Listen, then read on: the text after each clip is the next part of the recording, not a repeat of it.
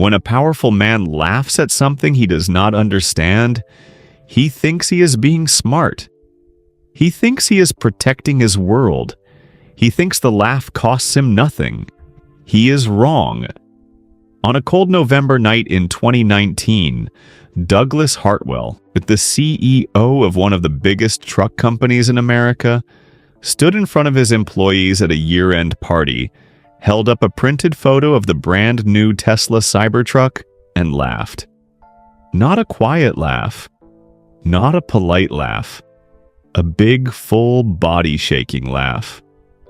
The kind that fills a room.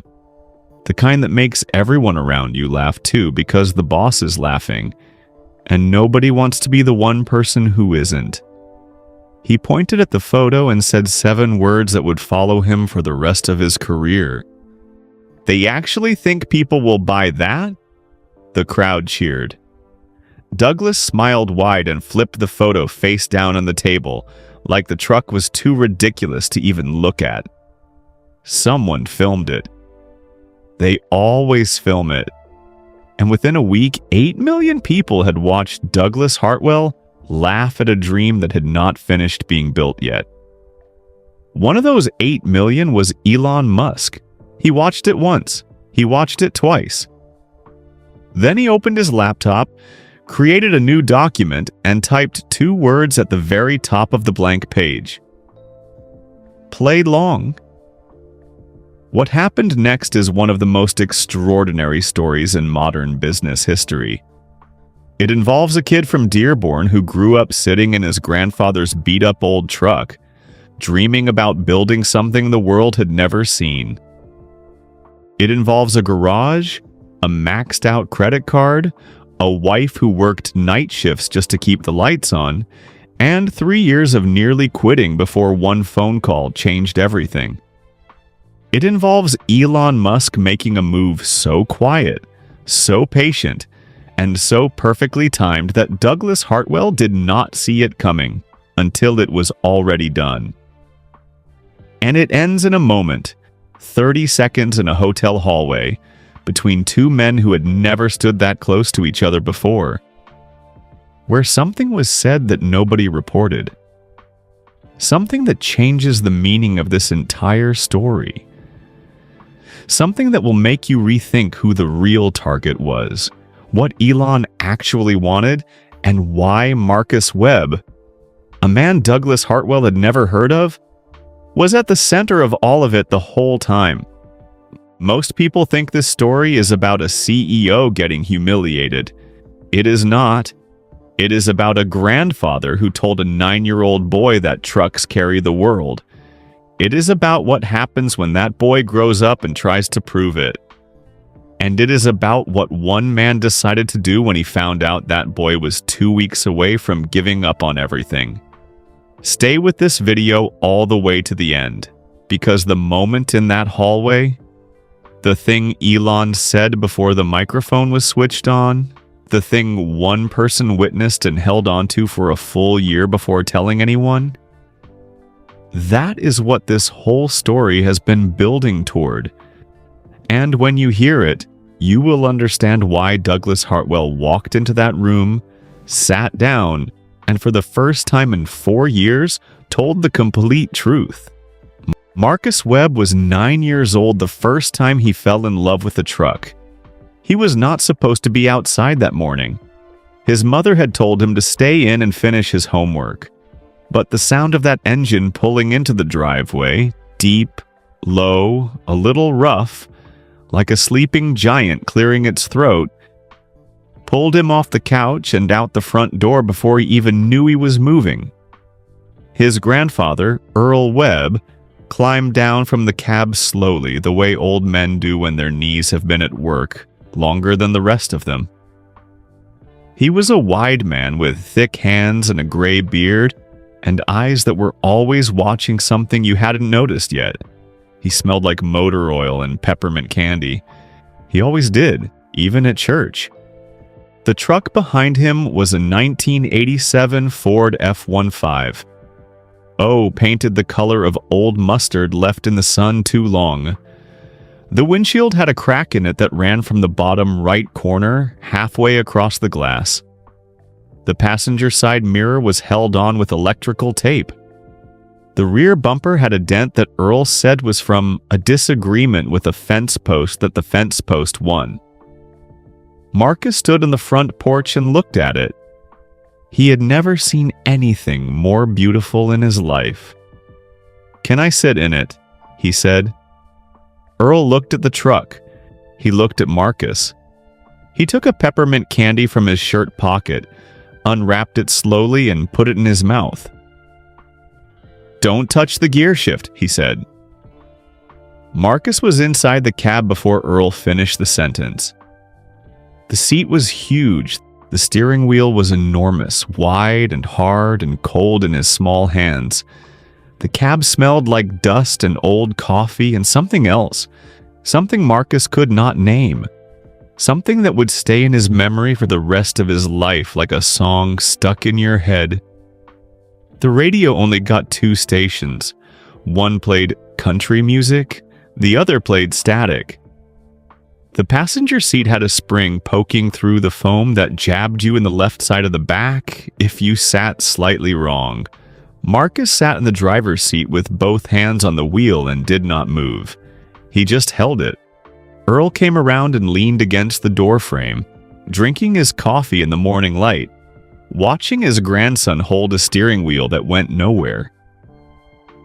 "Trucks carry the world, boy," Earl said. Not loud, not like a speech. Just a fact, the way you say the sky is blue. Everything you've ever eaten, everything you've ever worn, every single thing that's ever come through that front door. Some truck carried it to you first. You remember that. Marcus looked at the dashboard, the cracked plastic, the little bobblehead Earl kept by the speedometer, a tiny man in overalls with a hammer, nodding like he agreed with everything.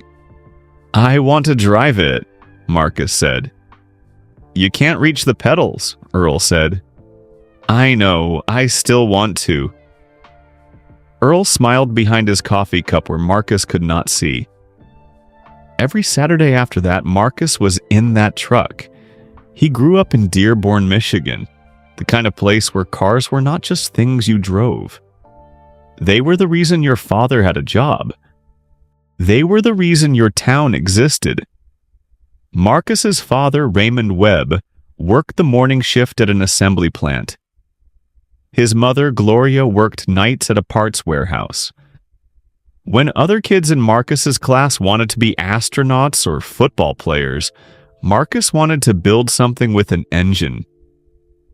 By the time he was 12, he could tell you every truck Ford had made in the last 30 years. Year, model, engine size, towing capacity. He read car magazines the way other kids read comic books, face down on the carpet, lost in them, the rest of the world completely gone. By the time he was 14, neighbors were paying him a few dollars to look at small problems on their cars. A weird noise. A light that wouldn't go off. He wasn't always able to fix it. But he always told them honestly what was wrong. That counted for something on their street. By 16, he had saved enough money to buy himself a truck. Not a new one, not even close.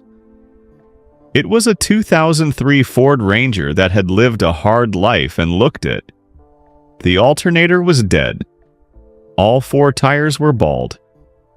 The previous owner had painted the hood a slightly different shade of red than the rest of the body, so it looked like the truck was wearing a hat that didn't fit.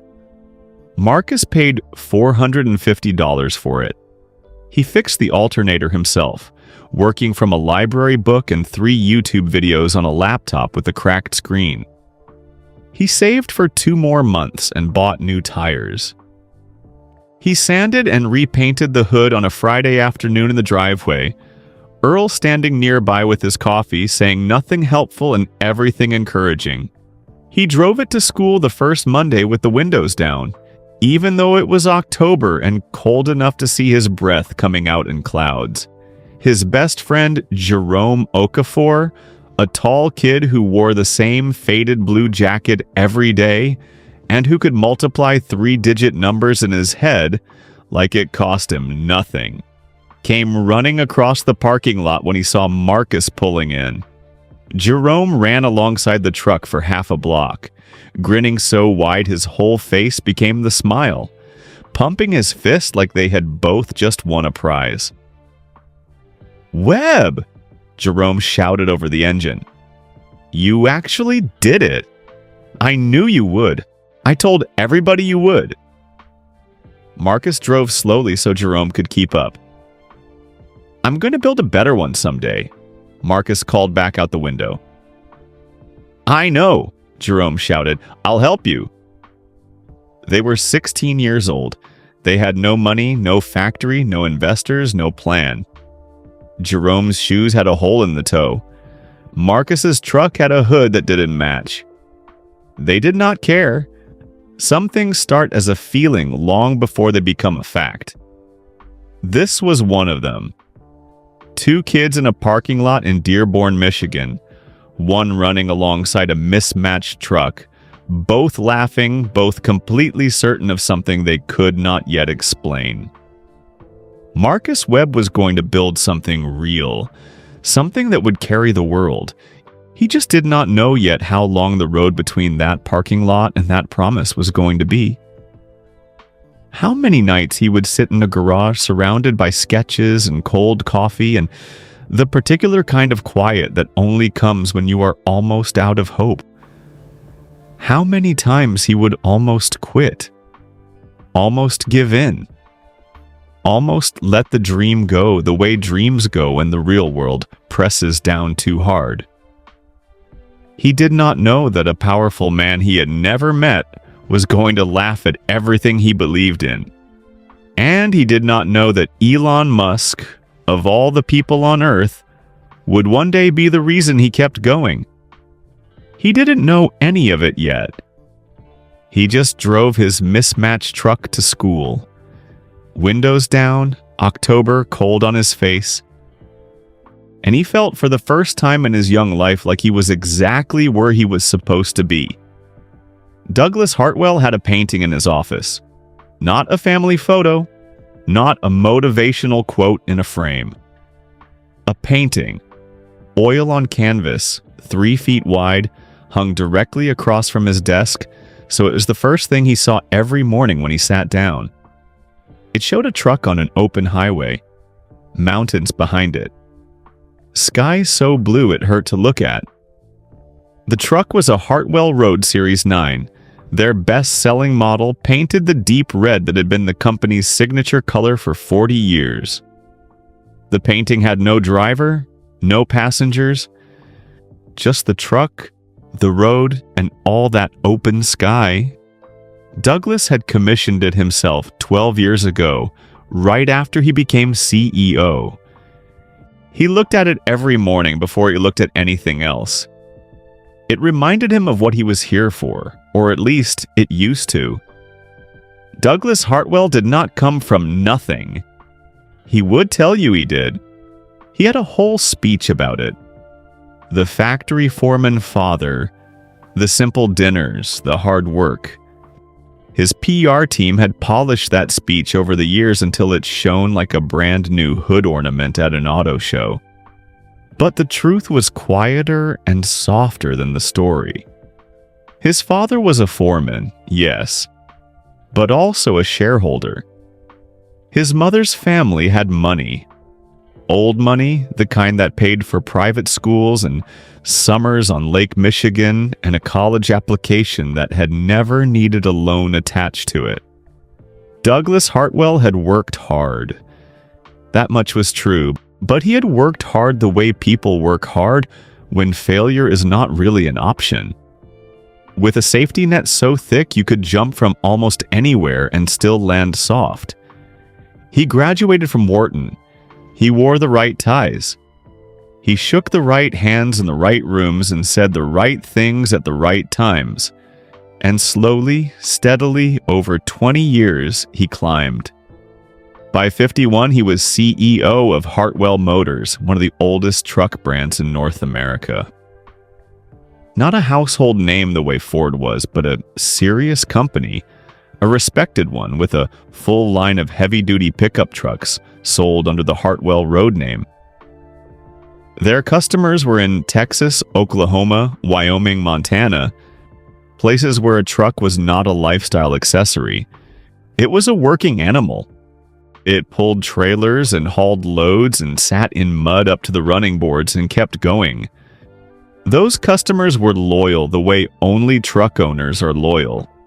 They would argue with strangers at gas stations about it.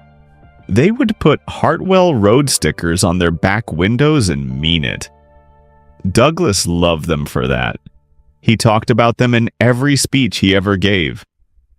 But privately on the 43rd floor, in his big leather chair, in front of his painting of the red truck on the open highway, privately, Douglas Hartwell felt something he had never said out loud. He felt safe. Completely, totally, unshakably safe. And when a man feels that safe for that long, something happens to him. He stops checking. He stops wondering. He stops looking at the road ahead and starts looking in the mirror instead, watching everything he has already built, proud of it, protective of it, certain that nothing out there is big enough to touch it.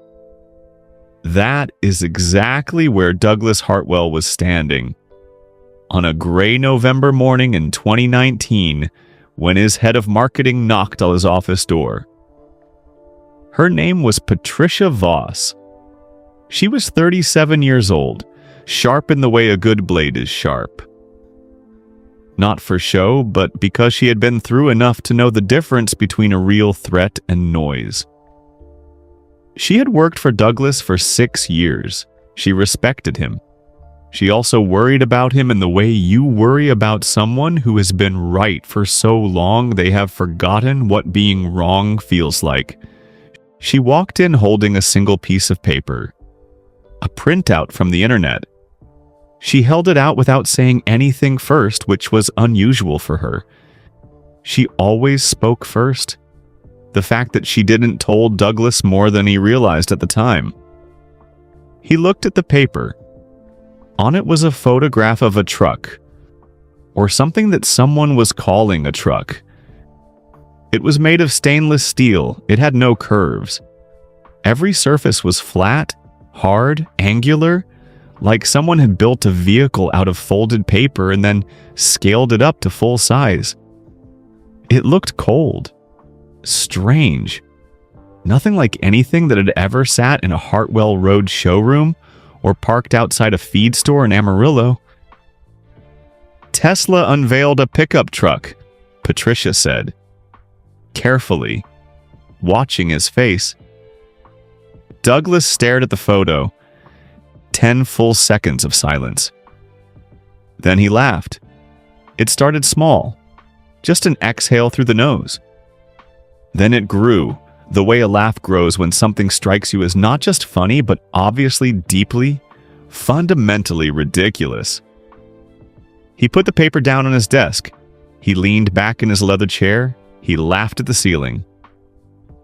"That," he said, pointing at the photo without looking at it, "is not a truck. That is a Halloween costume for a truck." Patricia did not laugh. She waited. "The internet is already going crazy for it," she said. "Pre-order numbers are significant. We're talking pre-orders." Douglas waved his hand the way you wave at a fly. People pre-order all kinds of things they never actually buy. Flying cars, hoverboards. Remember hoverboards, Patricia? He shook his head, still smiling. Truck people, our people, they don't want a robot. They want something real. Something that gets dirt on it and keeps going. Something that feels like America. That thing up there feels like a video game. Patricia looked at the photo one more time. She picked it up. "Yes, sir," she said. She walked out. In the hallway, she stood for a moment with the printout in her hand. She looked at the truck in the photo. Strange, cold, angular, unlike anything she had ever seen called a truck before. She had a feeling deep in her stomach. Not a good one. The kind of feeling you get when you see a storm on the horizon and the person next to you says, "The sky looks fine." She could not prove it yet, but she felt it. Douglas was looking in the wrong direction. The following month at the Hartwell Motors year-end party, big showroom, open bar, employees in their best clothes, a few press people with cameras, Douglas did something that would follow him for the rest of his career. He brought the photo. He held it up in front of the crowd. He told his joke. He laughed his big laugh. They actually think people will buy that? The room laughed with him. Somebody filmed it. Of course somebody filmed it. By the next morning, the clip had been shared 40,000 times. By that afternoon, 200,000. By the end of the week, 8 million people had watched Douglas Hartwell laugh at a dream that was not yet finished being built. One of those 8 million was Elon Musk. He watched it once, then twice. Then he opened a new document on his laptop and typed 2 words at the very top of the blank page. Play long. He closed the laptop. He was not angry. That was the thing about Elon Musk that people often got wrong. He was not a man who burned hot. He was a man who burned slow and steady and for a very, very long time. Douglas Hartwell did not know it yet, but up in his glass tower in front of his painting of the red truck in the open sky, he had just made the most expensive joke of his life. And the road ahead, the one in the painting, the one stretching out toward those blue mountains, was about to change in ways he could not see coming. Not yet. Here is something most people do not know about Elon Musk. He keeps a notebook, not a phone, not an app, a real notebook, paper and ink. The kind that gets soft at the corners because you carry it in your back pocket everywhere you go. The cover is plain, no logo, no name. Just a black notebook that looks like something a student would buy for $2 at a drugstore. Inside it, there are 2 lists. The first list is called Things to Build. The second list is called Things to Prove. The night Elon Musk watched Douglas Hartwell's video, the laugh, the photo, the crowd, he opened the notebook to the second list. He wrote a name. Then he put the notebook away. He did not make any calls that night. He did not post anything. He did not fire off a response. He went to bed the same time he always did and slept the way he always slept, deeply, without apology, as if his body understood that big plans need a rested mind behind them. The next morning, he started looking for Marcus Webb. Patricia Voss had quit Hartwell Motors on a Tuesday in January. She did not make a scene about it. She printed her resignation letter, walked into Douglas's office at 8:15 in the morning, placed the letter on his desk, and said 4 words without raising her voice. "I think you're wrong." Douglas looked up from his screen. He looked at the letter. He looked at her. "About what specifically?" he said. "About all of it," she said. Then she left.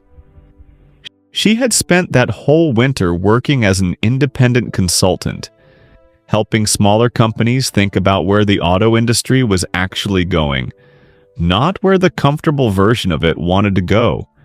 She talked to engineers. She talked to investors. She read everything she could find about electric vehicles, about battery technology, about what young people in Michigan were building in their spare time when nobody was watching. That is how she found Ironborn Designs. It was not in a press release. It was not in a trade magazine. It was a single paragraph in a small engineering newsletter, buried between 2 advertisements for industrial equipment. The paragraph said that a two-person startup in Dearborn was developing an all-electric truck prototype with a novel frame design and an approach to load-bearing that their founder called inheritance engineering, building on what trucks had always done, not running away from it. Patricia read the paragraph 3 times. Then she got in her car and drove to Dearborn. The garage was on a side street off Michigan Avenue. The kind of street where the houses are close together and the driveways are cracked, and somebody always has a dog that barks when you walk past. The garage door was up. Inside, 2 men were at work. Patricia stood at the entrance for a moment before either of them noticed her. She saw 3 things. First, a whiteboard completely covered in equations and drawings, so full there was almost no white space left. The kind of whiteboard that tells you the people using it have been thinking very hard for a very long time. Second, 2 men who were tired in a specific way. Not the tired of people who stayed up too late. The tired of people who have been carrying something heavy for years and are not sure how much longer their arms will hold. Third, a truck covered by a blue tarp in the center of the garage. Even under the tarp, something about its shape was different. The proportions were not like any truck she had seen. It sat lower. It looked longer.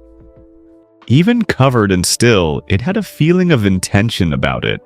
The way a good sentence has a feeling of intention, like every part of it is exactly where it is supposed to be. One of the men stood up from a crouch near the truck's undercarriage and looked at her. "Who sent you?" he said. His name was Marcus Webb. He had grease on his left hand and dark circles under his eyes and the particular expression of someone who has been interrupted during something important and is deciding whether to be annoyed about it. "No one yet," Patricia said. She looked at the tarp. "Can I see it?" Marcus looked at Jerome. Jerome looked at Marcus. Neither of them spoke. Then Marcus reached over and pulled the tarp back. Patricia Voss had spent 20 years in the auto industry. She had seen concept cars and production models and prototype disasters and engineering masterpieces. She thought she had seen every shape a vehicle could take. She took one step back. The truck was something else entirely. It was not the Cybertruck. It did not have those hard, flat, weapon-like edges. This truck had curves. Subtle ones, the kind that looked natural, like the truck had grown that way instead of being designed. The cab was wider than standard, lower at the roofline, with a windshield angle that felt thought through. The bed was long and clean, with integrated rails that disappeared into the body instead of sitting on top of it. It looked, Patricia thought, like someone had asked what a truck would look like if it had been designed by someone who had actually lived in one. "How long?" she said. 3 years, Marcus said. "How close are you to a running prototype?" 6 months. That was Jerome from behind her. "If we had the money." Patricia turned. "And if you don't?" There was a silence. Marcus looked at the truck. When he looked back at her, his face was very still, the way faces go still when people are saying something true that they have not said out loud before. "Then it goes in the trash," he said. "And I go get a regular job." Patricia nodded once. She pulled out her phone. She dialed. She turned slightly away so they could not hear the name of who she was calling. The phone rang twice. Someone answered. That call, one woman, one Michigan garage on a gray winter afternoon, set every single thing into motion. And here, before we go any further, is the cliffhanger. Something happened at the end of this story. Something in a quiet room 30 seconds before a microphone was switched on. between two men who had never stood that close to each other before. Everyone who was in that room was asked not to talk about it. Most of them kept their word. One person did not. And what that person said, one quiet account from one quiet witness, changes the meaning of everything you are about to read. You will find out what it was. But the road there is part of the story. Keep reading. Marcus Webb was in the garage at 11:30 at night when his phone rang. He almost did not hear it. He had been re-welding a section of the truck's rear frame for 3 hours straight, and the welding mask muffled everything. Sound, light, the rest of the world. It was just him and the torch and the hiss and the bright white point of heat where metal became liquid and then became solid again. Stronger than before if you did it right. Weaker than before if you did not. He had done this particular joint 4 times already. Each time something was slightly off. Not wrong enough that anyone else would notice. Wrong enough that Marcus noticed. He could not let it go. His hands were numb. His back hurt in the specific way backs hurt when you have been bent over something at the wrong angle for too long. Destiny had texted him twice, and the first time to ask when he was coming in, the second time just a single word. Marcus. That second text, the one with just his name and nothing else, was the one that meant she was not angry, she was worried, and he knew the difference. He was about to flip up his mask and call it a night when the phone buzzed against the top of the toolbox where he always left it. He almost ignored it. Unknown numbers at 11:30 at night were never good news. He pulled up his mask. He looked at the number. He answered. Is this Marcus Webb? The voice was calm. Completely calm. Not rushed, not selling something, not the tight, cheerful voice of someone reading from a script. It was the voice of a man who had all the time in the world and knew it. Yeah, Marcus said. Who's this? Elon. The garage was not quiet. The fluorescent light above him hummed. The space heater in the corner ticked. Outside, a car passed in the street, but Marcus Webb went completely still, and in that stillness, the garage felt like the quietest place on earth. Elon who? He said.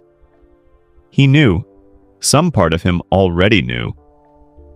He asked anyway because his brain needed one more second to catch up with the rest of him. Elon Musk. Marcus reached over with his free hand and turned off the welding torch. The hiss stopped. The light went down. The garage settled into the hum of the fluorescent bulb and nothing else. Okay, Marcus said. He was working very hard to sound like a person who received calls like this regularly. He was not succeeding. I've seen your work, Elon said. The Ironborn prototype. Patricia Voss brought me your specs and photographs last week. I've gone through all of it. I want to meet with you. About what? Marcus said. About whether that truck lives or dies in your garage. There was no softness around the edges of that sentence. No cushion. Just the hard truth of it. Sitting there in the air between them like a tool laid flat on a workbench. Marcus looked around the garage. At the truck under its tarp. At the whiteboard with 3 years of thinking crowded onto it. At the cold coffee Destiny had brought him 2 hours ago. Still sitting on top of the red toolbox, untouched and forgotten. Thursday, Elon said. I'll have someone send you tickets. Both of you. You and Jerome Okafor. How do you know about Jerome? I read everything Patricia gave me, Elon said. Thursday. Be direct and bring everything. Specs, models, cost breakdowns. Whatever you have. Don't clean it up. I want to see the real version. Okay, Marcus said. Good. The call ended. Marcus stood in the garage for a full minute without moving. Then he called Jerome. Jerome picked up on the first ring, which told Marcus that Jerome had also been awake, which was not surprising. Jerome was always awake when there was a problem he had not solved yet. He did his best thinking after 10 p.m. and he knew it. "Jerome," Marcus said, "Elon Musk just called me." Silence. Long, full, complete silence. Then Jerome said slowly, "I need you to say that one more time." Marcus said it one more time. Jerome made a sound. Not quite a laugh, not quite a gasp. Something exactly between the two. The sound a person makes when something they have believed in quietly for years suddenly turns out to be real. "I told you," Jerome said. His voice was lower now, almost a whisper. "I told you every single week not to quit." "You did," Marcus said. "Because every week I meant it." A pause. "Thursday?" "Thursday." Neither of them slept much that night.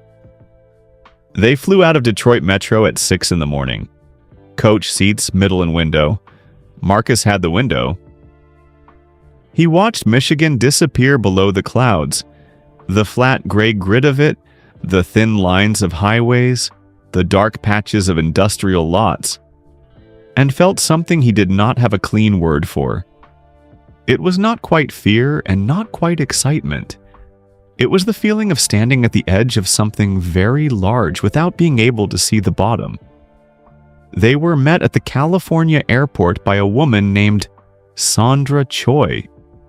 She was small and efficient, and shook both their hands once firmly and walked them to a car without wasting any time.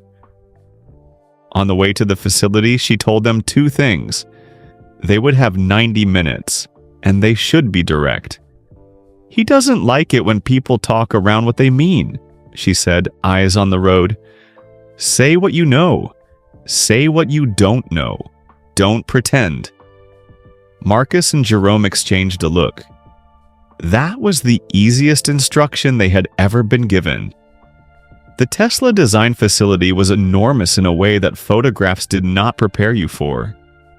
The ceiling was so high the light at the top of it looked soft and distant, like a cloudy afternoon sky. Vehicles in various states of being built sat along the floor. Robots moved along ceiling tracks with a slow, deliberate patience. Engineers in plain clothes stood at screens and spoke in low voices and did not look up when Marcus and Jerome walked through. It smelled like metal and electricity and something else.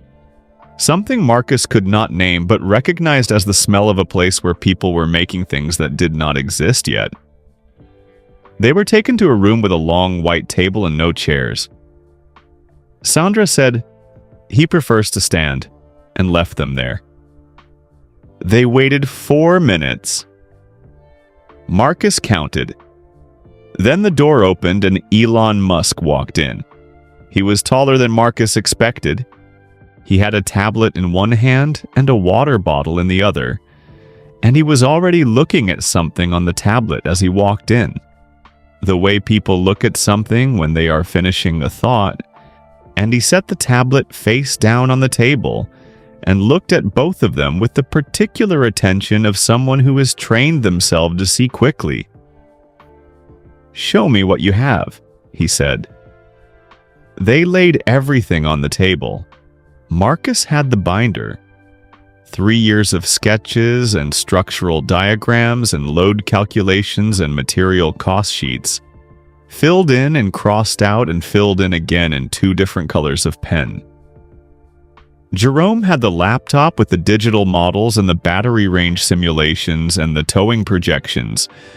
They spread it all out the way you spread cards on a table when you are finally ready to show your hand. Elon stood at the edge of the table and looked. He did not speak. 1 minute passed, then 2, then 3. Marcus watched him scan the pages the way a person scans them when they are actually reading, not just looking. Eyes moving, stopping, going back. At the 4th minute, Elon reached out and put his finger on a section of the frame diagram. He did not pick it up. He just pointed. "Here," he said. "This is your problem." Marcus felt something tighten in his chest. "The torsional rigidity," Elon said. "At this weight and this load rating, this section fails under real working conditions. Not in a lab. On an actual road with an actual load after actual miles." Marcus opened his mouth. Then he closed it. Because Elon was right. That was the exact section. The exact problem. The one Marcus had circled in red pen at 2 a.m. 6 weeks ago and stared at until his eyes blurred. The one he had not solved. The one he'd been working around and hoping no one would find before he figured it out. "I know," Marcus said. "I haven't solved it yet." Elon looked at him. It was a short look. Not unkind. Just direct. The way a measuring instrument is direct. Not trying to hurt you, just trying to be accurate. "Good," Elon said. "I won't work with people who tell me they've solved something they haven't." He set the tablet to the side. He looked at Marcus the way you look at someone when you are about to say the thing you actually came to say. "I want to offer Ironborn a partnership, not a buyout. I know you won't sell the company, and I'm not asking you to. A partnership. Tesla provides materials, engineering resources, and manufacturing capacity. Ironborn keeps the design credit and a percentage of commercial rights. We build your truck. Limited production first, proof of concept. Then we look at scaling." Marcus glanced at Jerome. Jerome's face was perfectly still. Professionally still. The face of a man working very hard to not fall apart with relief in front of Elon Musk. But his left foot was tapping against the floor, just slightly. A small private rhythm that Marcus had known for 15 years. It meant Jerome wanted to shout and was choosing not to. "What do you want from it?" Marcus asked. "What's your side of this?" Elon was quiet for a moment. Then something changed slightly in his expression. Not quite a smile, but the thing that lives just next to one. "I want the design to be better than mine," he said. The room went very still. "Better than the Cybertruck," Marcus said. Not a question. He needed to hear it said plainly. "Better than the Cybertruck," Elon said. "I built the Cybertruck to open a door. I want you to build what walks through it." The hum of the building filled the silence. Somewhere outside the room, something metal shifted on a track. Marcus thought about the garage, about the tarp. About Earl Webb's voice in the back of his mind, low and certain, saying the same thing it always said. He thought about Destiny texting just his name into the dark because she was worried and loved him, and had never once told him to stop. He thought about Jerome's foot, still tapping quietly against the floor. "Yes," Marcus said.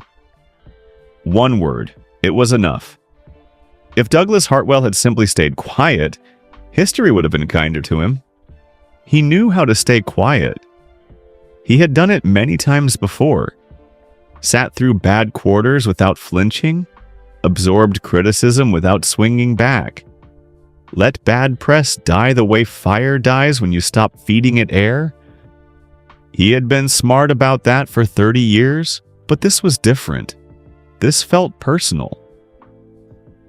The news of the Tesla and Ironborn partnership leaked on a Thursday morning, 6 weeks after Marcus and Jerome had flown home from California. Someone at a trade publication had a source.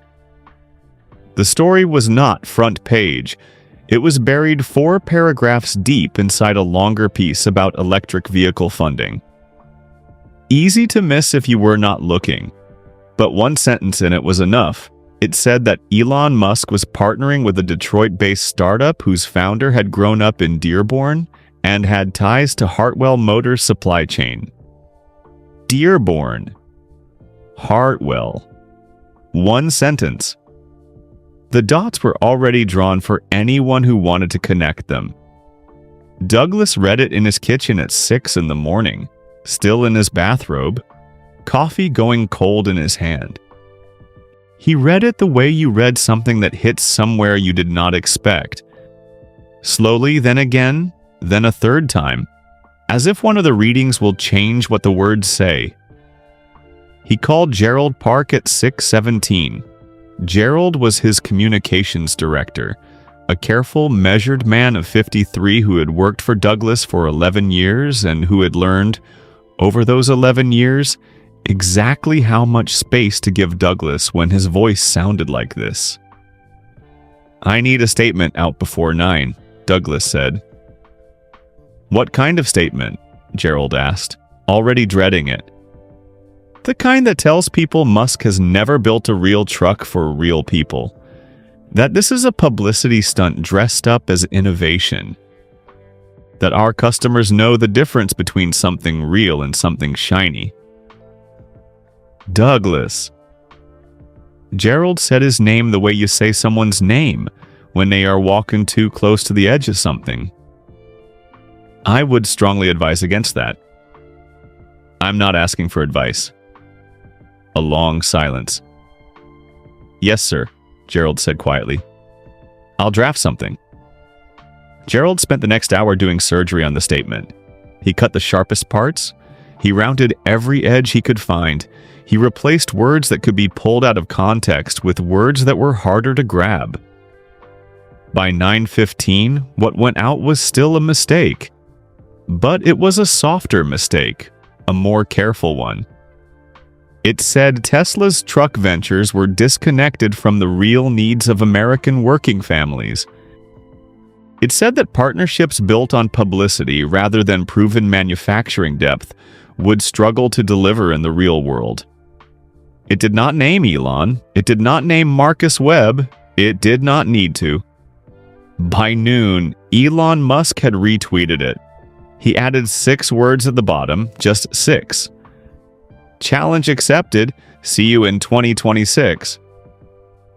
By nightfall, that reply had been shared more than 1,000,000 times. People found the original laugh video. They placed it next to those 6 words. They laid the 47-second clip of Douglas holding up the Cybertruck photo, laughing, the crowd laughing with him, right beside Elon's answer. The answer that did not argue, did not get angry, just said, "Watch." The internet made the connection Douglas had hoped to avoid. But the internet was not what shook him most. What shook him most was quieter, closer. It came from inside Dearborn, because Marcus Webb's story had gotten out. Not the Tesla version, not the tech version, the real version.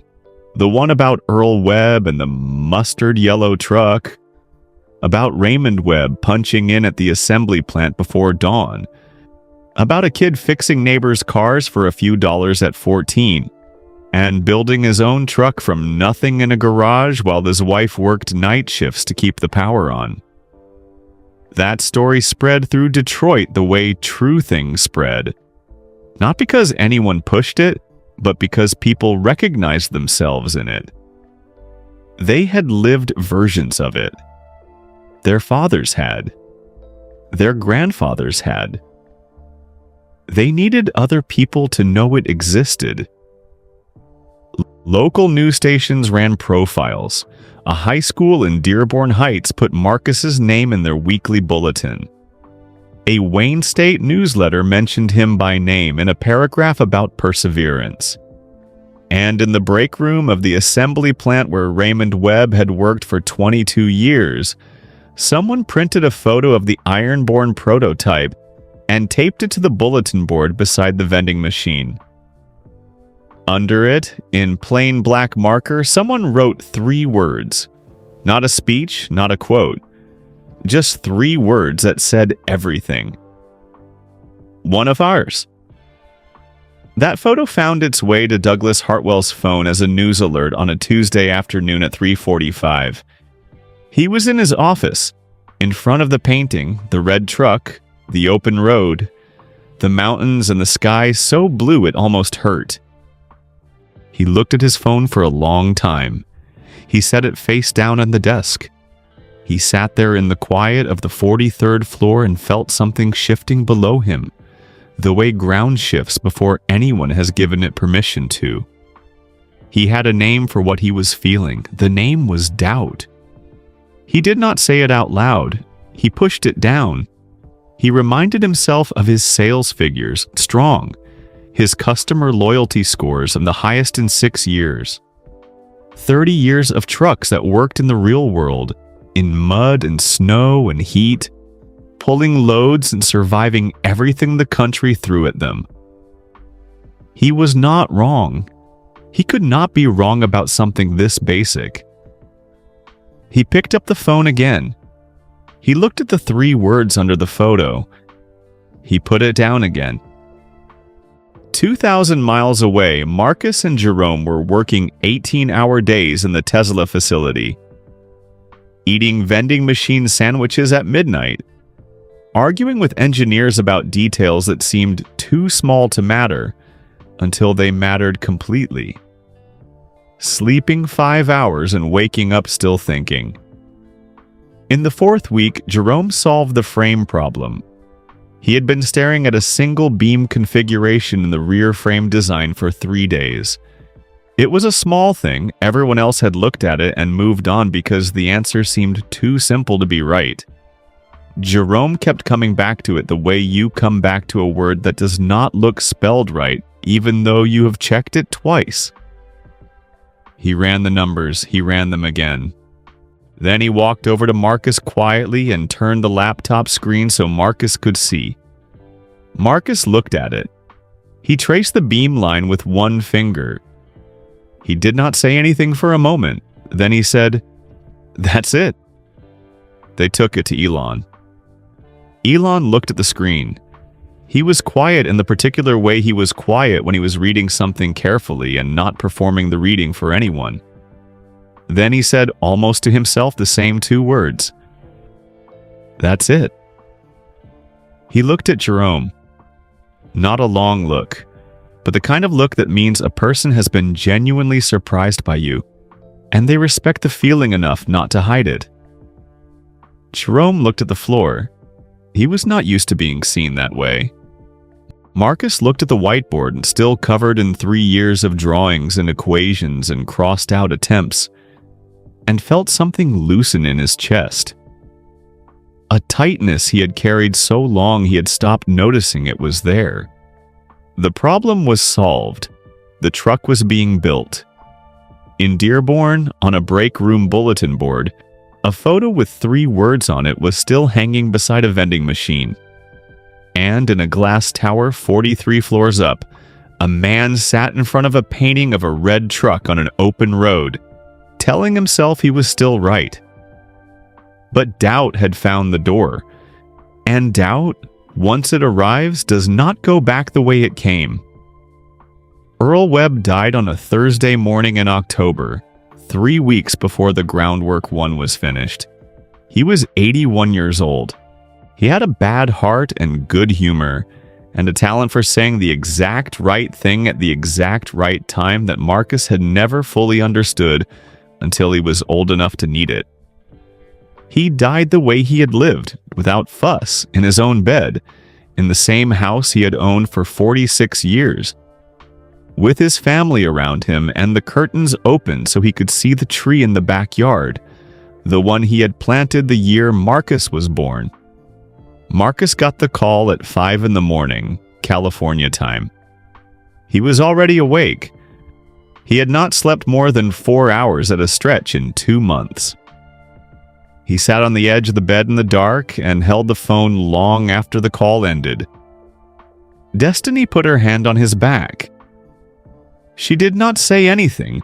She did not try to fill the silence with something smaller than what it was. She just put her hand there, warm and steady, and kept it there. That was one of the things he loved most about her. He flew back to Dearborn the next morning. The funeral was on a Saturday. The church was the same one Earl had attended for 50 years. A brick building 2 blocks from the house with wooden pews that creaked when you sat down and windows that let in thin colored light.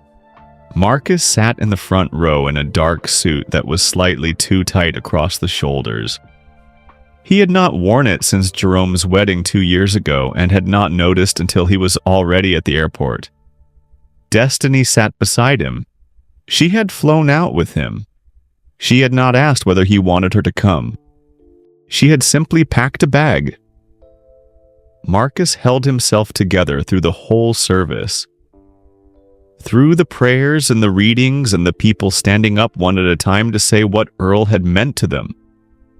Old men from the neighborhood, women from the church choir, a man Earl had mentored at the plant 30 years ago who drove 4 hours to be there and cried without embarrassment in front of everyone.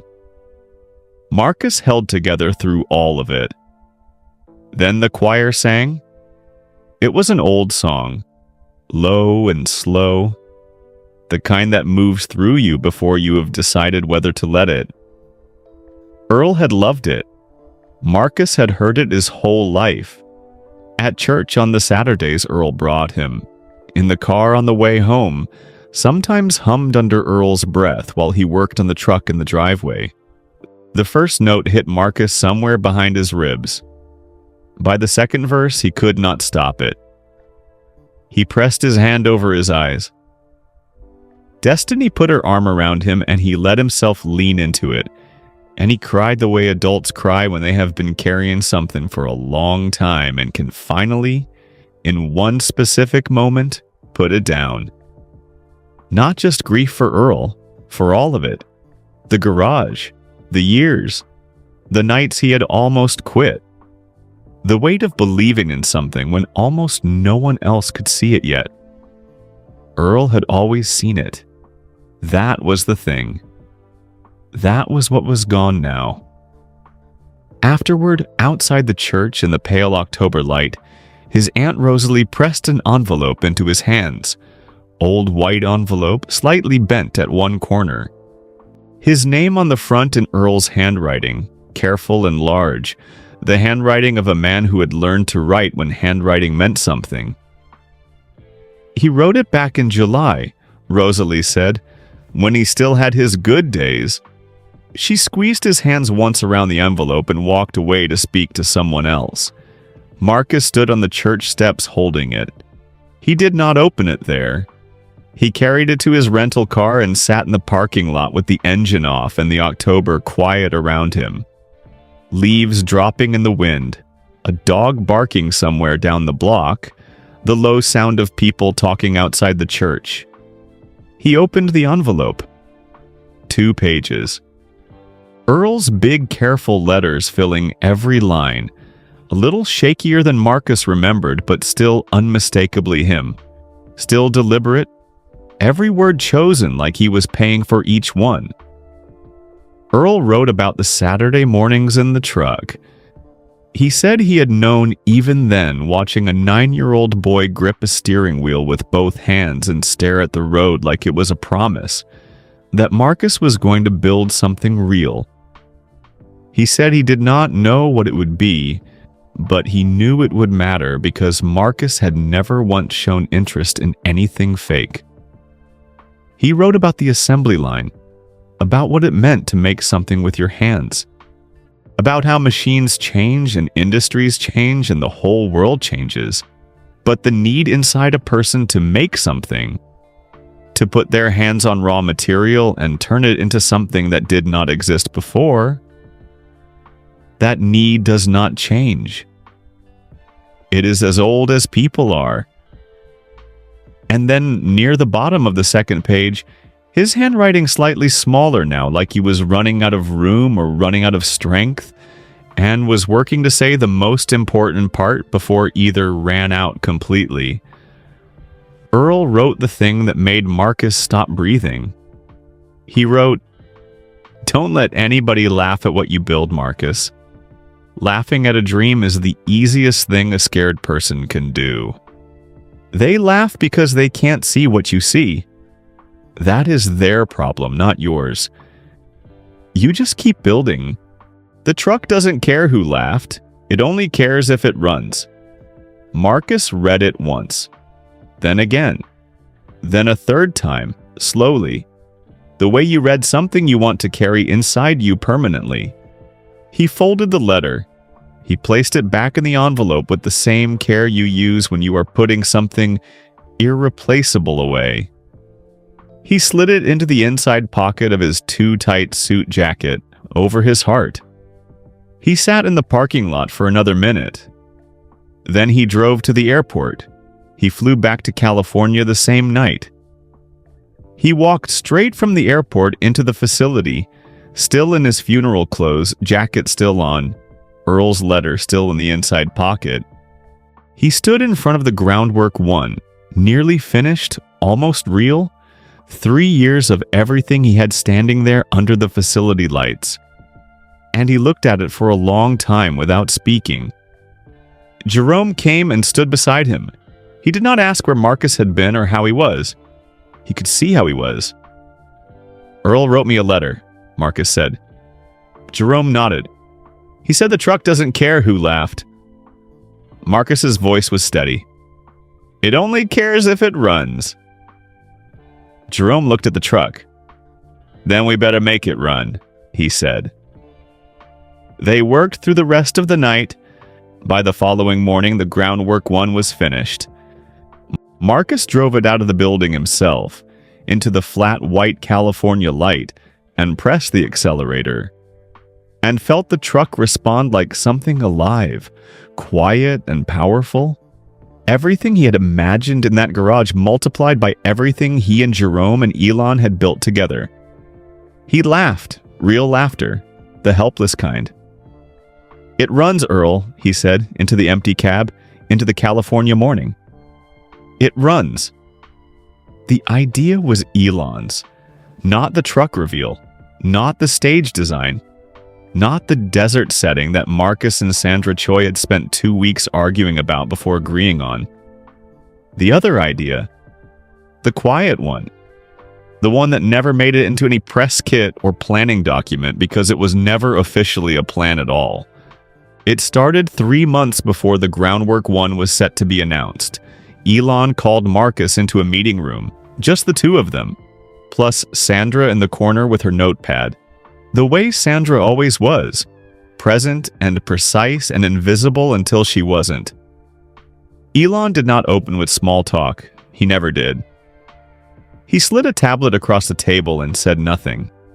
On the screen was a video, 47 seconds long. Marcus recognized it immediately.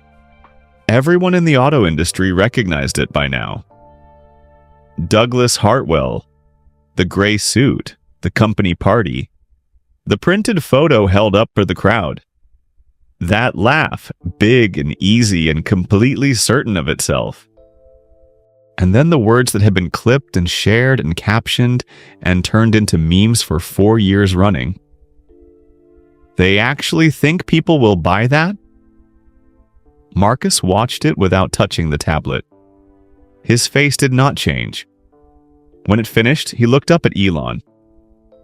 "You want to show it at the launch?" Marcus said. It was not a question. "I want people to have context," Elon said. "That's not what it is." Elon looked at him steadily. "No, it's not." He was quiet for a moment, choosing words the way he sometimes did when the honest version was the only one worth saying. He didn't laugh at a design. He laughed at the idea, the belief that something like this could exist. That belief is what became the Cybertruck. It's what became Ironborn. It's what became the Groundwork 1. He paused. He laughed at you before he ever knew your name. Marcus was quiet. Outside the room, the facility hummed. A robot moved along its track. Someone somewhere dropped something metal, and the sound rang out and faded. "If we show it," Marcus said finally, "and then the truck drives out, everyone will understand what we're doing. Everyone will know exactly who we're pointing at."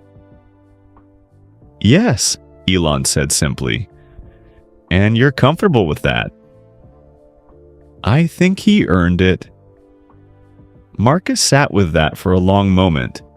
He thought about the garage, about the 3 years of Saturdays and weeknights and midnights, the credit card bills spread on the kitchen table, destiny at the hospital before dawn so the lights could stay on. He thought about the specific weight of believing in something that the world had not yet agreed to believe in with you.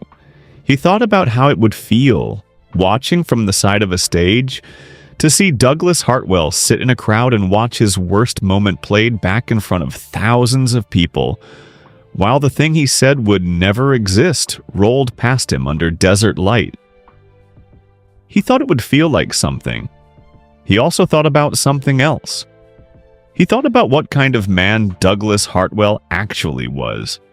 Not the laughing man from the video. The man underneath that, the one who had called Gerald Park at 6 in the morning, not out of cruelty but out of fear.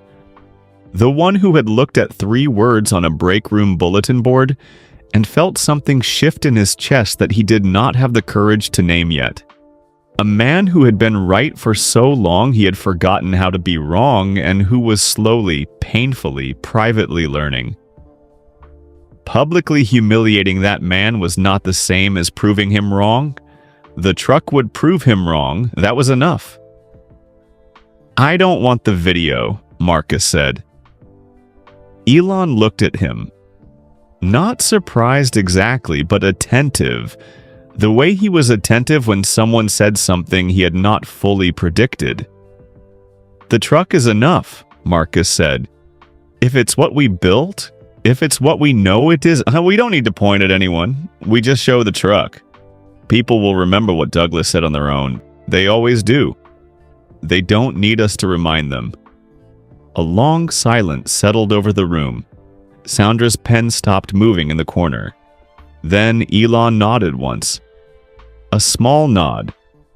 The kind that means a decision has been made and there is nothing left to argue about. We show the truck, he said. But Elon Musk being Elon Musk, he could not leave it entirely alone. He did not show the video, he kept his word on that. Instead, 30 days before the launch, he posted a single photograph to his social media. No announcement. No caption explaining what it was or where it came from. Just the image. It was a side profile of the Groundwork 1, photographed in desert light. The long golden light of late afternoon that makes everything it touches look like it has always been there and always should be. The truck sat low and wide and completely itself. The kind of vehicle that looks inevitable, like someone had asked what a truck was really supposed to be, and then actually answered the question. Below the photo, one line of text. For everyone who said it couldn't be done. Elon posted it and did not add another word. He did not need to. Within 3 hours, thousands of people had placed that photo side by side with the clip of Douglas Hartwell at the party. They wrote their own captions. They drew their own lines. They told the story themselves, in their own words, in 17 different languages across every platform. And they did it with the righteous energy of people who feel they have been waiting a long time to say something and have finally been given permission. Elon had not shown the video. He had handed 1 million people the photograph and stood back while they showed it for him. It was, Marcus had to admit when he watched it happen, from his phone in the facility parking lot, the most quietly devastating thing he had ever seen a person do with 12 words and 1 picture. Genuinely elegant, completely ruthless, and technically completely fair. Douglas Hartwell saw the post from the back seat of his car, being driven to the office on a gray Tuesday morning. The Dearborn streets going past the window the way they always did. Brick buildings, parking lots, the flat sky that sat over Michigan for most of the year like a thought that couldn't quite finish itself. Gerald called at 7. "Sir?" He sounded tired in the particular way he sounded tired when he already knew that nothing he said was going to help much. The comparison posts are trending across 17 markets. Douglas looked out the window. "Do you want me to draft a—" "No," Douglas said. "No more statements." Silence on the line. "Gerald." "Sir?" "Get me a ticket to the launch event." The silence that followed was longer than the ones before it.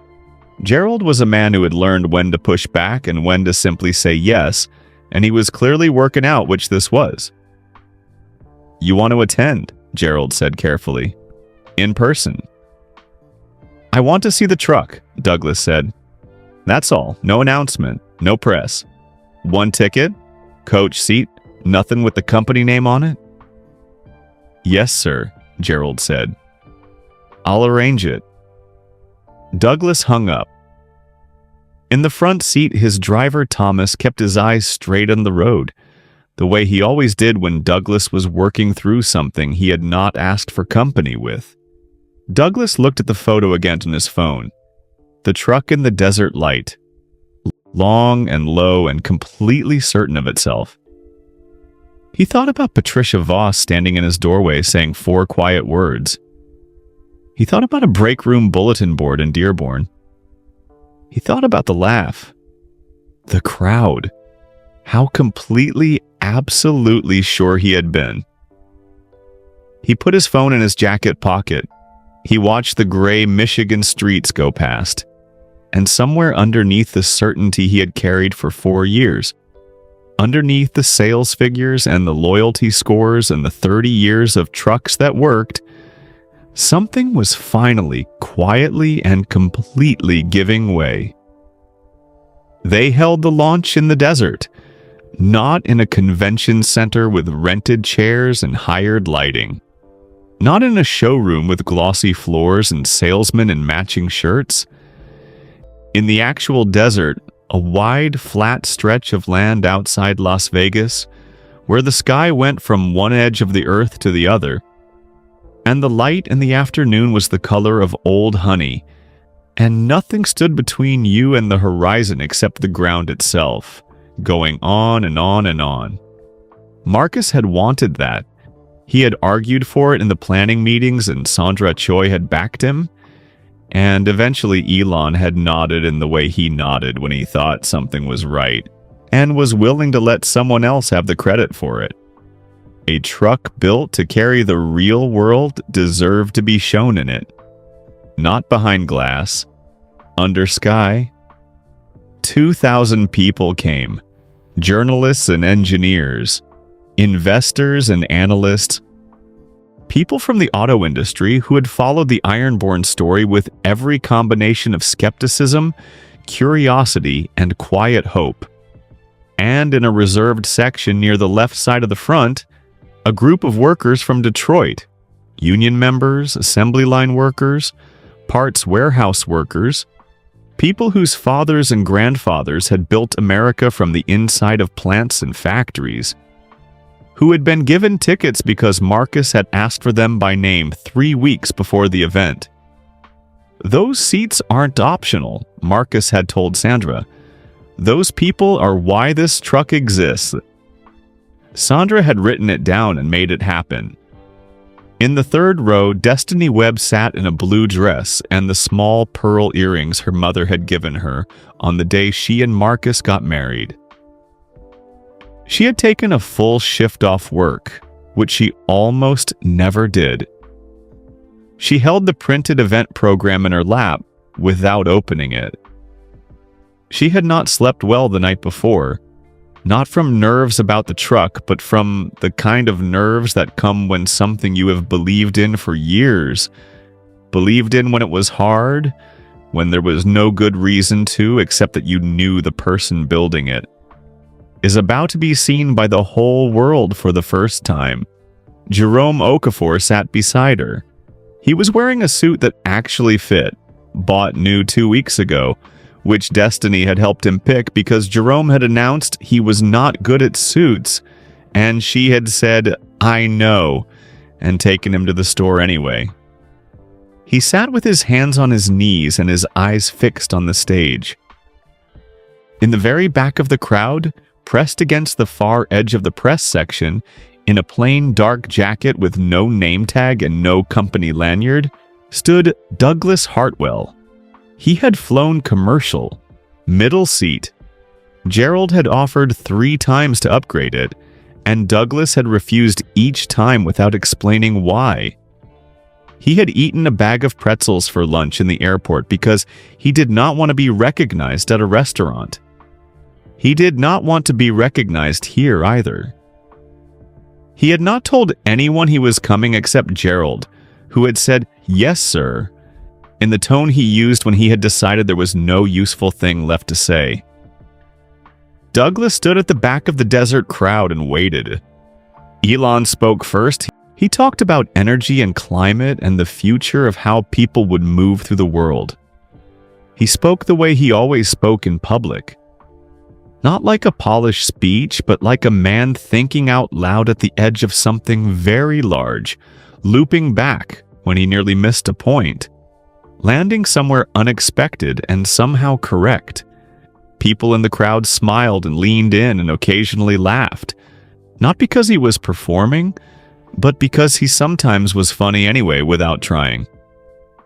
Then he stopped, looked out at the crowd, and said simply, "I want to introduce someone." Marcus Webb walked out from the side of the stage.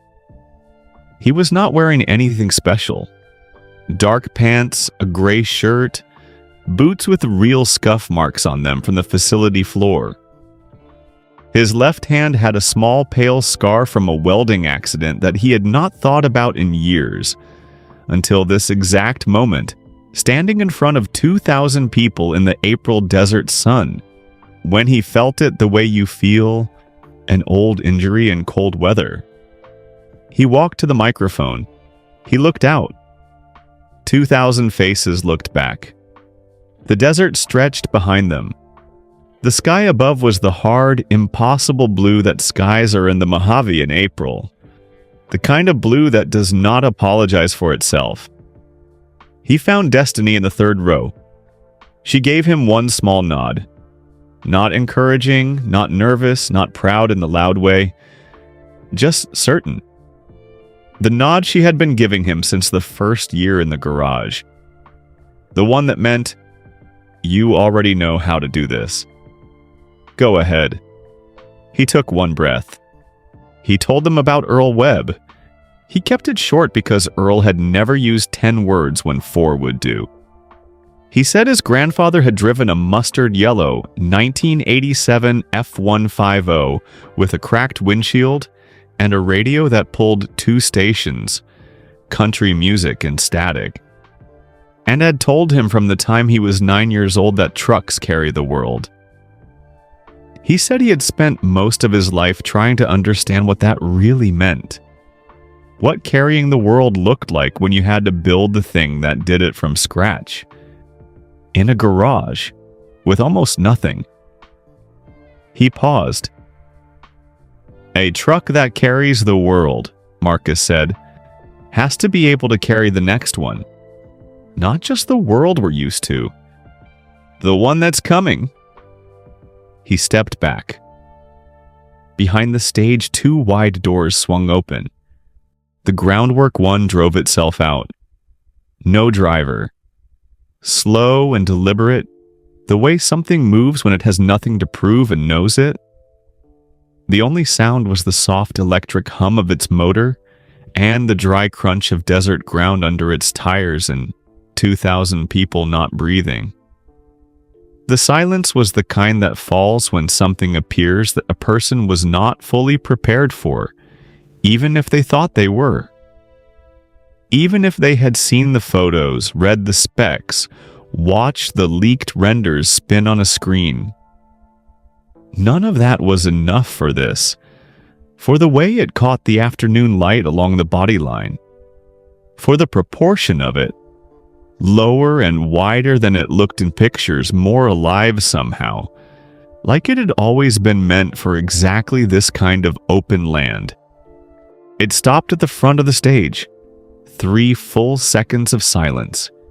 Then the crowd came apart. Not all at once. It moved like a wave, starting at the front, rolling backward through 2,000 people the way water rolls. The way you cannot stop it once it has started.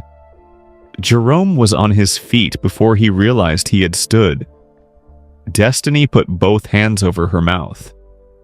In the Detroit section, a man in a blue Union jacket who had worked 31 years on an assembly line pressed the back of his wrist quickly to his eyes.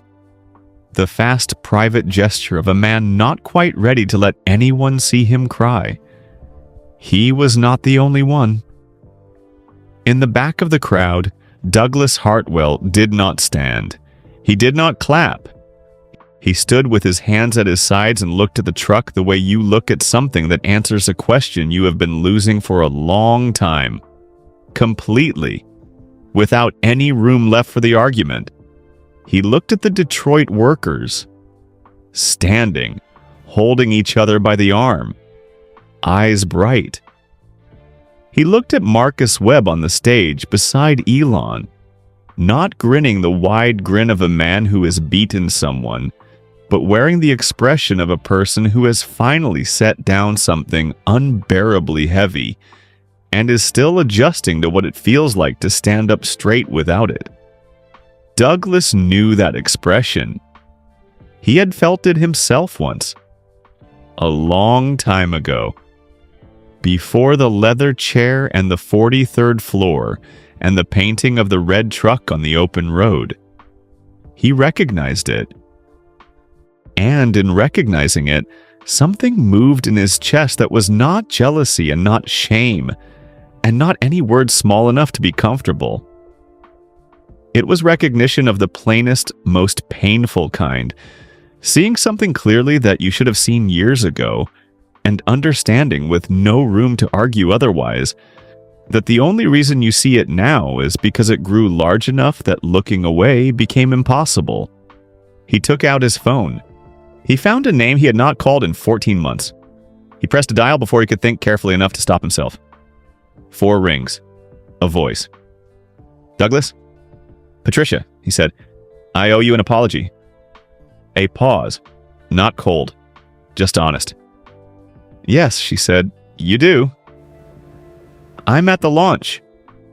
A longer pause. And, she said.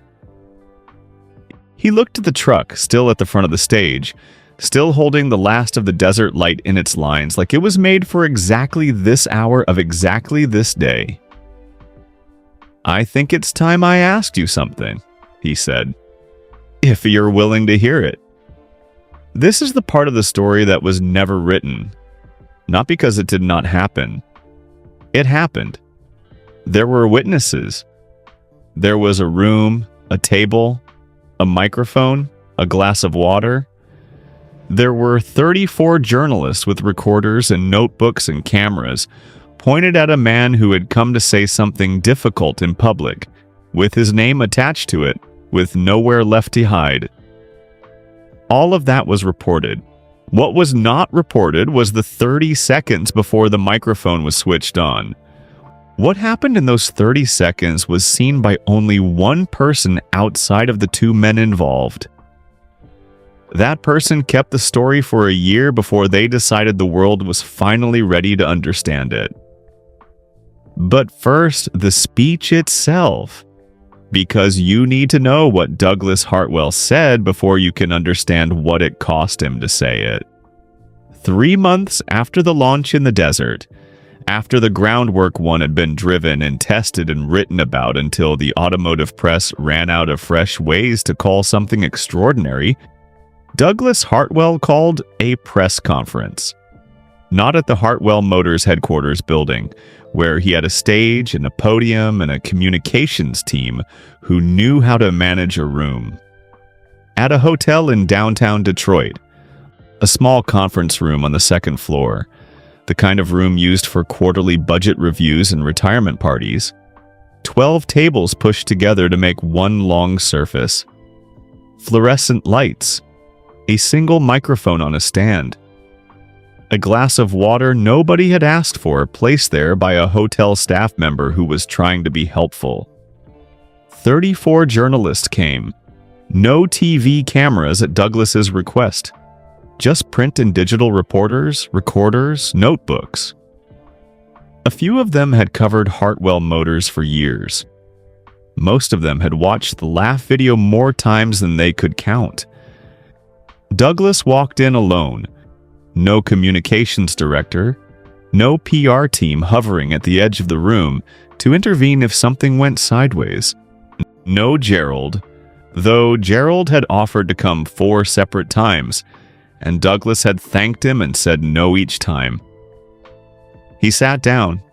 He put his hands flat on the table. He looked at the people in the room, not past them, not at a prepared statement on paper, but at them. The way you look at people when you have decided to stop performing and start talking. I want to address something I did 4 years ago, he said. Something I have regretted since then, and that I should have addressed publicly long before now. The room went very quiet. He talked for 12 minutes. He talked about the video, not defensively, not with the careful framing of a man trying to rescue his reputation, but plainly the way you talk about something when you have spent enough time alone with it that the excuses have all worn away and only the truth is left. He said he had laughed at a design because it was easy to laugh at. He said he had laughed because he was frightened of what it might mean if the thing behind the design was real, and that laughing had been his way of not having to think about that. I treated someone else's dream like a punchline, he said, because I was afraid of it. That is not something I can dress up. It was cowardice.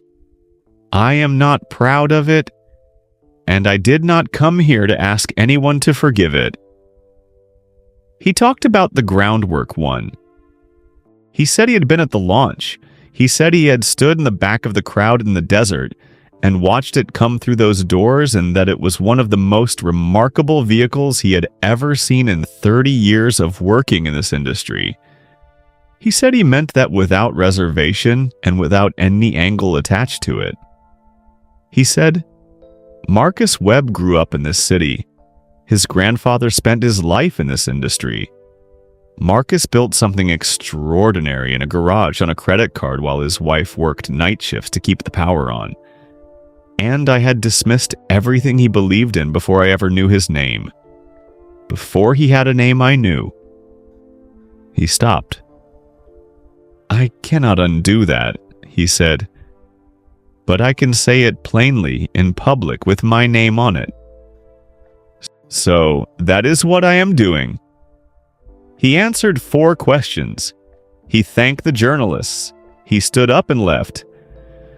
What the journalists did not see, because everyone in the room was watching Douglas at the table and not the back row, was Elon Musk. He had not been invited. He had not told anyone he was coming. He had simply walked into the hotel, nodded at 2 staff members who recognized him, and froze slightly the way people do, and sat down quietly in the last row of chairs against the back wall. Douglas did not know he was there until he sat down at the table and looked out at the room. Their eyes met across the full length of that small conference space. Elon raised one hand. Not a wave, not a greeting. Something quieter than both of those. An acknowledgement. The gesture of one person saying to another, I see you. I am here. That is all. Douglas held his gaze for one moment. Then he put his hands on the table and gave the speech. Afterward, when the journalist had filed out and the hotel staff member had begun collecting the untouched glasses of water, Douglas walked to the back of the room. Elon was still sitting there. You came, Douglas said. I wanted to hear it, Elon said. Douglas pulled out the chair beside him and sat down. The room was almost empty. A cart squeaked somewhere down the hallway outside. The fluorescent light above them buzzed faintly. "Was it enough?" Douglas asked. He was not being sarcastic. He genuinely did not know, and he was past the point of pretending otherwise. Elon was quiet for a moment. The particular quiet of a person who is deciding whether to be kind or accurate, and is choosing accuracy because they think it will serve the other person better in the long run. "That's not my call," he said. "It's Marcus's call, and the people who saw that video and felt something because of it." Douglas nodded slowly. "What did Marcus say?" Douglas asked. "When you told him about this?" Elon looked at him directly. "He said he hopes you mean it. He said he thinks you probably do. And he said the best thing you could do is not stop at saying things. Build something." Douglas sat with that. Outside in the hallway, the cart squeaked past again, going the other direction. "He's generous," Douglas said finally. "For someone I dismissed before I ever met him." "He's from Dearborn," Elon said. "He's tougher than you understood." They sat in the near-empty room, the two of them, in the kind of silence that is not uncomfortable because there is nothing left unsaid that needs to be said right now. Then Elon spoke again. And this is the part that the junior reporter, a 26-year-old woman named Callie Marsh, who had left her jacket on the back of her chair and come back through the side door to retrieve it, and stopped just inside the doorway when she heard voices still in the room, would carry inside her for a full year before she wrote a single word of it. "You know what's strange, Douglas?" Elon said. "I almost didn't do any of it." Douglas looked at him. "Any of what?" "Marcus, Ironborn, the partnership, the whole thing." He paused. "When I first saw your video, the laughing, the photo, the crowd, my first instinct was just to compete. Quietly. Build something better and let the numbers say what the numbers say. No names, no story, just the result." "What changed it?" Douglas asked. Elon was quiet for a long moment. Long enough that Callie Marsh, standing frozen just inside the doorway with her jacket in her hands, was not sure he was going to answer. Then he said, "I called my father." He did not say anything more. Douglas did not ask anything more. Some answers arrived complete without needing the spaces filled in. Callie Marsh retrieved her jacket. She walked back out through the side door without looking back. Her heart was going fast. In her head, she was already writing. She sat on the story for a year, because she understood even at 26 that some things need time before the world is ready to know what they mean. In the spring, the Groundwork 1 went into limited production.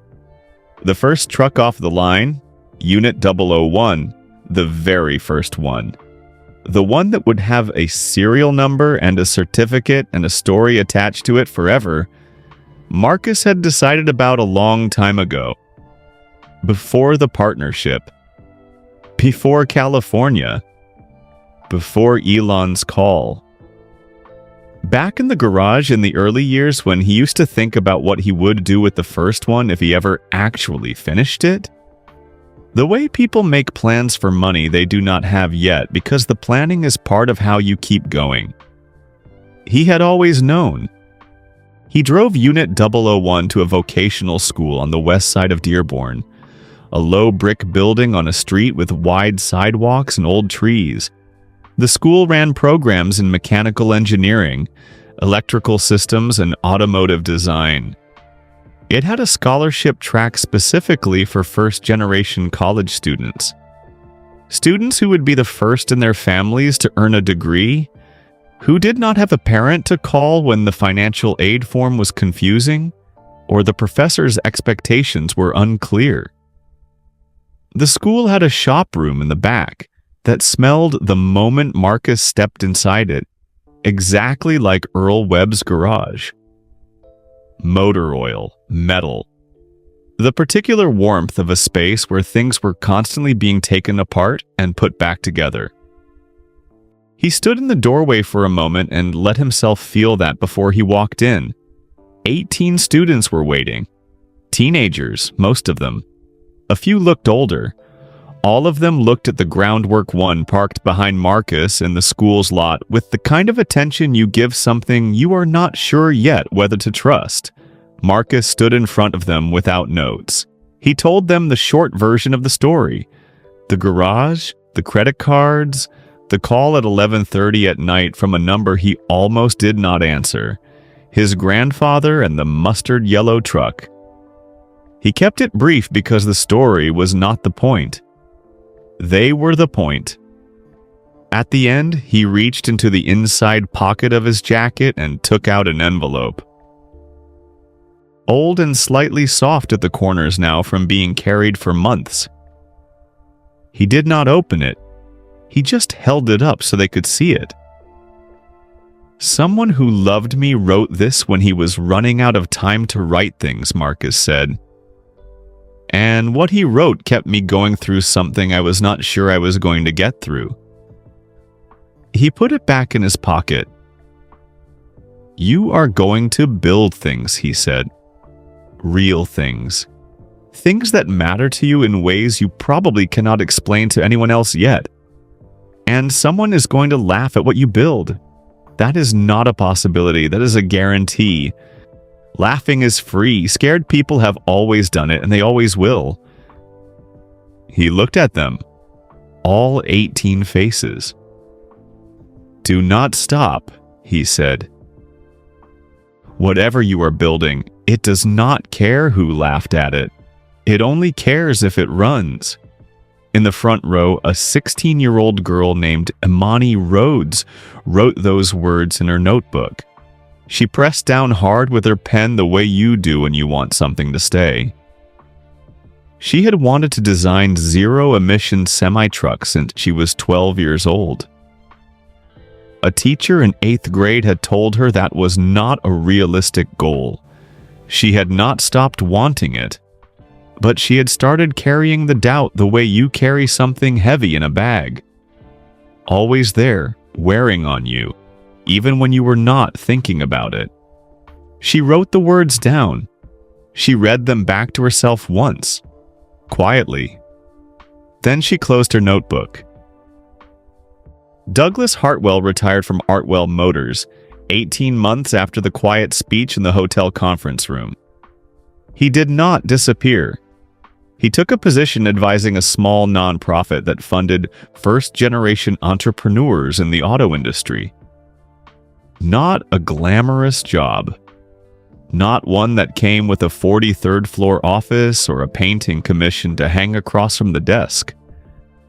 The organization helped perhaps 40 people a year, 40 early dreams, 40 early prototypes, 40 garage and credit card situations that needed one person to take them seriously before they could take themselves seriously. He was good at it. Better at it than he had expected. Possibly better at it than anything he had done in the glass tower. Patricia Voss consulted for the same organization occasionally. They had coffee twice a year. They talked about the work. They did not talk about the video or the laugh or any of the rest of it. The work was what remained when everything that had needed to be said had been said. It was enough. More than enough. She never told him what she really thought about all of it. She did not need to. He had figured it out. Jerome Okafor became head of engineering at Ironborn Designs, which had grown from 2 men in a garage into a 40-person team with its own manufacturing facility on the east side of Detroit. A building on a block that had sat empty for 6 years. That had once been a parts warehouse. That now smelled like metal and electricity and something new being made. Jerome put one photograph on the wall of the main engineering room. Earl Webb's mustard yellow 1987 Ford F-150. Parked in a driveway, cracked windshield, electrical tape on the mirror, the bobblehead on the dash just barely visible through the glass. Below the photo, a sign in plain black letters on white card. This is what we came from. Every new engineer who joined the team asked about it eventually. Jerome always told them the same thing. Just the short version. Just enough so they understood what the photograph meant, and why it was there and why it was never coming down. Elon Musk moved on to the next thing. He always does. But for a year or two after the launch, whenever an interviewer asked him about the groundwork one, he said the same thing every time, in almost exactly the same words. I didn't build that truck. A man from Dearborn built that truck. I helped him get it out of the garage. That's the whole story. People noted it was one of the most straightforward things he had ever said in public. Some of them did not quite believe it was the whole story. They were right. But they would have to wait for Callie Marsh's article to find out the rest. Marcus Webb found a truck. Not the groundwork one. Not a Tesla. Not anything with a charging port or a touchscreen or a serial number with a certificate attached. A 1987 Ford F-150. The same year as Earl's. Painted nearly the same shade of faded yellow, though it had been sitting in someone's field long enough that the color had gone uneven and pale in patches, the way old things go when they have been left outside through enough winters. The windshield had a crack that ran from the lower right corner up and across. The passenger seat had a spring poking through the foam on the left side. The radio got 2 stations. He fixed what needed fixing. He left the windshield alone. On Saturday mornings, when the week had been fully spent, and the emails had gone quiet and the world had not yet started asking anything of him, Marcus drove it. No destination, no plan. Just whatever road was in front of him and the low hum of an old engine that had been running since before he was born and intended to keep going. Sometimes destiny came. She would sit in the passenger seat, angling herself slightly to avoid the spring in the foam, and she would look out the window at whatever was passing, and they would not say much. They had been through something real together. People who have been through something real together do not need to fill every quiet moment. They know the quiet is part of it. The quiet is actually the best part. Sometimes on those drives, Marcus thought about his grandfather. He thought about a 9-year-old boy gripping an enormous steering wheel with both hands and staring at the road like it was a promise. He thought about peppermint candy and motor oil and a cracked windshield and a man with thick hands who leaned against the doorframe with his coffee and said the same thing over and over until it became the sound of Marcus's own heartbeat. Trucks carry the world, boy. The light came through the crack in the windshield in the early morning, the way light comes through any gap. Slanted and golden and more beautiful for having had to find its way through something that was broken. The engine carried them forward, and somewhere in Dearborn, in a vocational school shop room that smelled like a garage Marcus had loved, a girl named Imani Rhodes had already started her first design. A truck. The kind that did not exist yet. The one that would carry the world after this one. You have waited long enough. Here is what happened in the 30 seconds before the microphone was switched on. The thing that Callie Marsh held inside her for a full year before she wrote a single word of it. The thing that changes the meaning of everything you just read. It did not happen inside the conference room. It happened in the hallway outside it. Before Douglas sat down at the table, before Elon took his seat in the back row, before any journalist in that room had uncapped a pen. They arrived at the same moment from opposite ends of the hallway. Neither of them had planned it. Neither of them knew the other would be there, and nearly walked straight into each other outside the conference room door. They stopped. The hallway was empty. Fluorescent light. The sound of a cart somewhere around the corner. Two men standing 3 feet apart who had never been this close before. Elon spoke first. "I know you think this was about you and me," he said. Douglas said nothing. "It was never about you and me," Elon said. "It was never about the video or the laugh or proving anything to anybody. It was about one thing." He paused. "When Marcus Webb builds the next truck, and the one after that, I want him to be able to just build it, without spending the first 2 years fighting the laugh, without carrying someone else's certainty about what is possible on top of everything else he's already carrying." Douglas looked at him. His voice was careful. "Is that why you did all of it? The tweet, the photo, making sure the video kept circulating? All of it?" Elon looked back at him with the steady, unhurried expression of a man who has thought about a thing for a long time and does not need much more time with it now. "I did all of it," he said, "because Marcus Webb was 2 weeks from folding everything. He told me that himself. Patricia found him at the exact right moment, but somebody had spent 4 years making him feel like what he believed in was a joke." He stopped. He let that sit in the hallway air between them for one full breath. "I didn't drag you because I wanted to embarrass you, Douglas." One more breath. "I dragged you because Marcus Webb deserved to drive his truck." He went through the door. Douglas stood alone in the hallway.